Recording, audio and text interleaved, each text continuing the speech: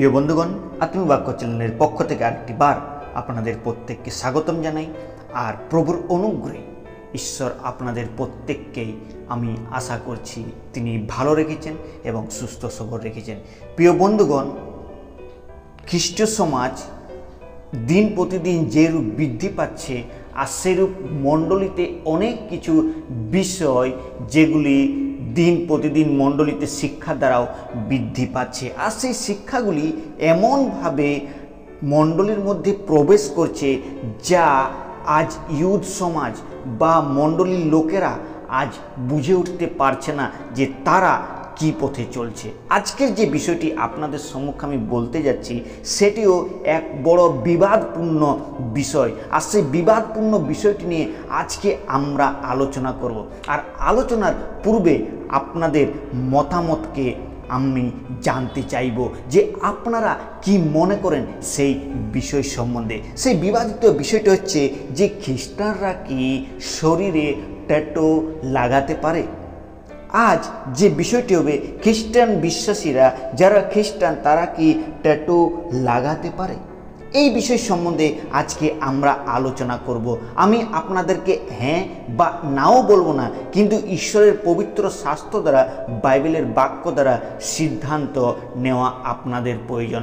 ঈশ্বরের বাক্যে কি বলে সেই বিষয়ে আজকে আমরা আলোচনা করে নেব। বিশেষ করে ট্যাটু সম্বন্ধে যখনই আলোচনা করা হয় তখনই বাইবেলের একটি পদ সব থেকে বেশি চর্চার মধ্যে থাকে, আর সেটি হচ্ছে লেবীয় ব্যবস্থা তার 19 অধ্যায় 28 পদ। সেখানে এই পদটি সব থেকে বেশি বিবাদের মধ্যে থাকে। কিন্তু আজকে আমি বিশেষ করে পুরাতন নিয়ম থেকে আজকে আপনাদের সঙ্গে আমি আলোচনা করব না, কেননা অনেক মানুষ বলে থাকে পুরাতন বিষয়ে আমরা বিশ্বাস করি না, আমরা নতুন নিয়মের খ্রিস্টান, আমরা এখন খ্রিস্টে বৃদ্ধি পাচ্ছি। আর খ্রিস্ট আমাদের সদাপ্রভু আমাদের অন্তঃকরণকে দেখেন, আমাদের শরীরের মধ্যে কি থাকে সেই বিষয়কে তারা দেখেন না, ঈশ্বর দেখেন না। এরকম অনেক সকল খ্রিস্টানরা রয়েছে, এরকম অনেক বাহানা দেখায়। বিশেষ করে ইউথ সমাজরা যখন এই বিষয়টিকে চিন্তাধারা করে তারা বলে অনেক সময় যে ঈশ্বর অন্তঃকরণ দেখে, আমাদের শরীরকে দেখে না। আর তাই এরকম অনেক বাহানা তারা নিয়ে আসে যেন তারা সেই ট্যাটুকে প্রবেশ করাতে পারে এবং তাদের শরীরে ট্যাটু যেন লাগাতে পারে। প্রিয় বন্ধুগণ, আজকে আমরা নতুন নিয়মের সে শাস্ত্র বাইবেল থেকে 3টি বিষয় আজকে আলোচনা করব, আর সেই 3টি বিষয়ের মধ্যে আজকে আমরা দেখে নেব। প্রথম যে বিষয়টি আমরা আলোচনা করব যে ঈশ্বর আমাদেরকে জাগতিকতার থেকে আলাদা পৃথক থাকতে বলা হয়েছে। জাগতিক বিষয় থেকে পৃথক থাকা রোমীয় তার 12 অধ্যায় 1 এবং 2 পদে সেখানে ক্লিয়ার করা রয়েছে। অতএব হে ভাতৃগণ, ঈশ্বরের নানা করুণার অনুরোধে আমি তোমাদিগকে বিনতি করিতেছি, তোমরা আপন আপন দেহকে জীবিত, পবিত্র, ঈশ্বরের প্রীতিজনক বলিরূপে উৎসর্গ করো, ইহা তোমাদের চিত্তসঙ্গত আরাধনা। আর এই যুগের অনুরূপ হইও না, কিন্তু মনের নতুনীকরণ দ্বারা স্বরূপান্তরিত হও, যেন তোমরা পরীক্ষা করিয়া জানিতে পারো ঈশ্বরের ইচ্ছা কি, যাহা উত্তম ও প্রীতিজনক ও সিদ্ধ। প্রিয় বন্ধুগণ, এখানে ক্লিয়ার করা হয়েছে পবিত্র শাস্ত্র বাইবেলে যে তোমাদের দেহকে জীবিত ও পবিত্র রূপে ঈশ্বরের কাছে বলিরূপে উৎসর্গ করো। দ্বিতীয় বিষয় যেটা আমি বলতে চাই 2 পদে সেই বিষয়টা যে আর যুগের অনুরূপ হইও না। অনেক মানুষ আজ সেই জগতের অনুরূপ হচ্ছে, জগতের মানুষেরা যেরকম ট্রেন্ডিংয়ে চলছে আর সেরকম ট্রেন্ড ধরে আজ খ্রিস্টীয় বিশ্বাসীরাও জীবনযাপন করতে চায়। আর তারাও বলে করে এটা কোনো বড় ব্যাপার নয়, এখন জগতের মধ্যে চলছে, তাও আমরাও এটাকে নিতে পারি, আমাদের শরীরে এটা আমরা নিতে পারি। কিন্তু প্রিয় বিশ্বাসীরা, আমরা হচ্ছি জগৎ থেকে পৃথক করেছেন ঈশ্বর আমাদের জগতের মতো জীবনযাপন করতে বলেননি, তিনি আমাদের জগৎ থেকে পৃথক করেছেন। আর যখন জগৎ থেকে পৃথক করেছেন তখন যেন আমরা সেই জগতের অনুরূপ হিসেবে যেন না চলি, কিন্তু আমরা যেন মনের নতুনীকরণে চলি, যেন জগতের অনুরূপ না হয়। দ্বিতীয় বিষয় দ্বিতীয় বিষয় যদি আমরা দেখি, আর সেখানে ঈশ্বর আমাদের শরীর আমাদের নয়। ট্যাটু ঈশ্বরের মন্দিরকে অপবিত্র করে। আমাদের শরীর হচ্ছে ঈশ্বরের মন্দির। প্রথম করন্থীয় তার 6 অধ্যায়ে যখন আমরা আসি, প্রথম করন্থীয় তার 6 অধ্যায় 19 এবং 20 পদ, এই পদটি সকলের পরিচিত।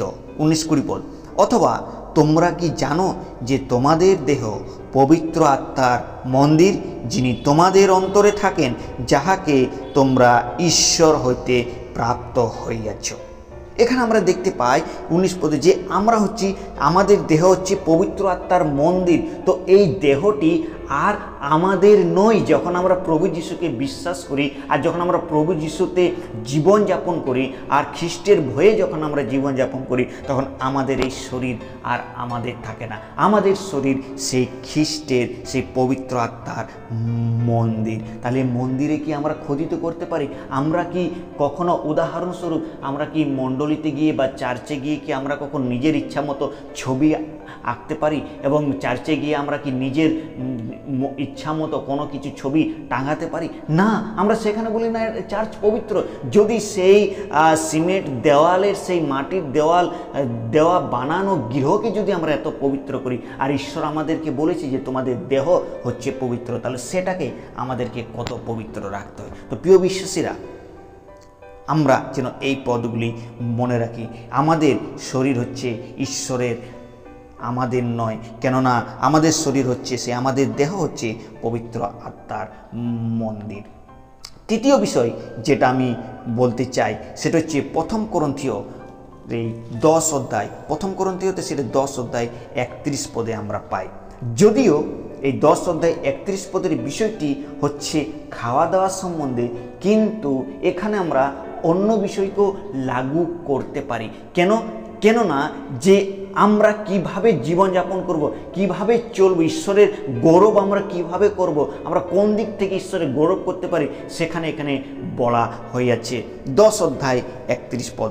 অতএব তোমরা ভোজন কি পান কি যাহা কিছু করো, সকলেই ঈশ্বরের গৌরবার্থে করো। তো প্রিয় খ্রিস্টীয় বিশ্বাসীরা, আমি বলতে চাই যে সকলেই ঈশ্বরের গৌরবার্থে যেন আমরা করি। তো যারা ট্যাটু লাগানোর জন্য উৎসাহ হচ্ছেন, তারা এর দ্বারা কি ঈশ্বরের মহিমা হবে?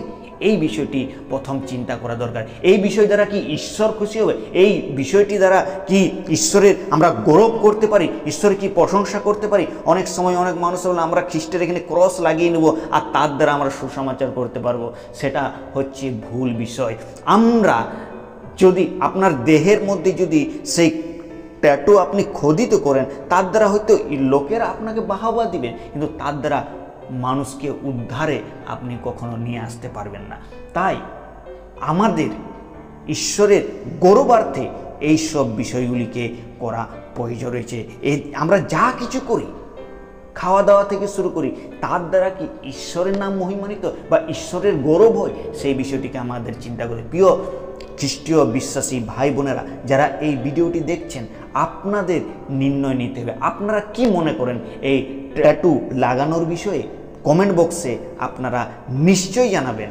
এই বিষয়টিকে যেন তুলে ধরা হয় প্রত্যেকের কাছে। আর যদি এই ভিডিওটি আপনাদের ভালো লেগে থাকে, তাহলে নিশ্চয়ই আপনারা অন্যদেরকেও শেয়ার করতে ভুলবেন না। এই ছোট্ট চিন্তাধারা দ্বারা ঈশ্বর আপনাদের প্রত্যেককেই আশীর্বাদ করুন। ঈশ্বরের নাম মহিমান্বিত।